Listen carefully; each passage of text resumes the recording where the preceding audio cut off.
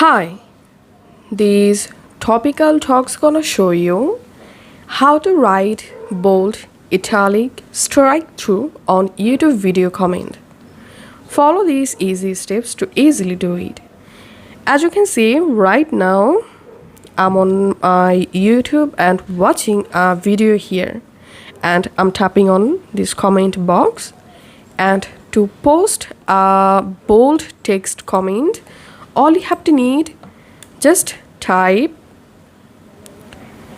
one asterisk sign first, and after the sign write your text, and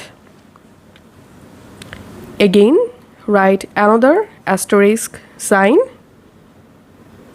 Make sure to add the sign both sides of the word or phrase, and then just post the comment, and the comment will be a bold text. And to make a italic comment, here's how to do it.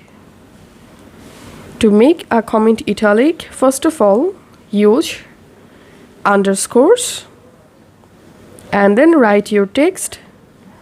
After your text, again write a underscore and then post the comment, and your comment text will be italic.